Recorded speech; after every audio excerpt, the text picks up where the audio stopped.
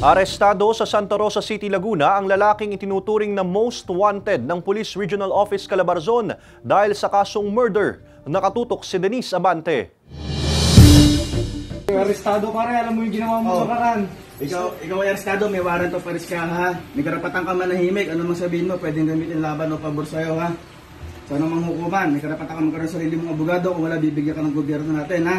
Hawak na ng pulisya ang 29 anyos na lalaking itinuturing na Regional Most Wanted ng PRO Calabarzon dahil sa reklamong murder taong 2019 at panibagong kaparehong kaso nito lamang Sabado, June 15 kung saan pinatay nito ang isang miyembro ng LGBTQIA+ community sa pamamagitan ng pagbigti rito at pinagnakawan pa umano ayon sa pulisya. Nai-report sa pulisya ang krimen nang matagpuang wala ng buhay sa tinutuluyang apartment ang isa ring miyembro ng LGBTQIA+ community na posibleng biktima rin ng suspect. Paminsan-minsan pinagdadrive niya, pinatay niya po ito at pagkatapos niya pong patayin, kinuha po yung mga mahalagang bagay katulad po ng kanyang cellphone at saka pera at ibang mga gamit pa. Report po sa amin ang insidente noong Sabado. Akala nga namin po inatake lang. However po, pagkandak po ng technical investigation ng ating pong forensic unit, nalaman po na may ito po ay strangulated ng gamit po ang cordon po ng electric fan. Sa CCTV footage, makikita ang isang lalaking nakataklob ng mukha at naka-face mask, ngunit sa kilos at galaw nito agad siyang nakilala ng isa sa mga kaibigan at kapatid ng biktima. Sa isinagawang record checking ng pulisya, dito nila nalamang dati nang may kinahaharap na kaso ang naturang suspect. Gamit ang aming SIRA system at e-warrant,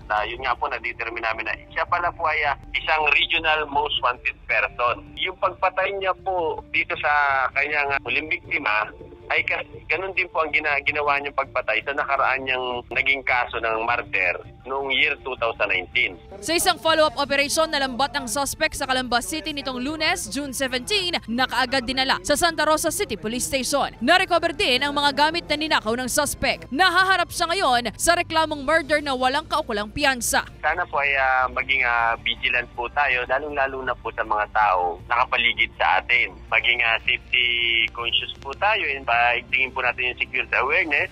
Kailangan po mabacktrack po natin yung kinukuhang empleyado upang na sa ganun malaman po natin kung dapat ba natin i-employ siya. Mailayo din natin yung sarili natin sa kapahamakan. Sinisika pa ng GMA Regional TV Balitang Southern Tagalog na makuhanan ng pahayag ang pamilya ng kanyang mga naging biktima at ng suspect. Denise Abante, Balitang Southern Tagalog.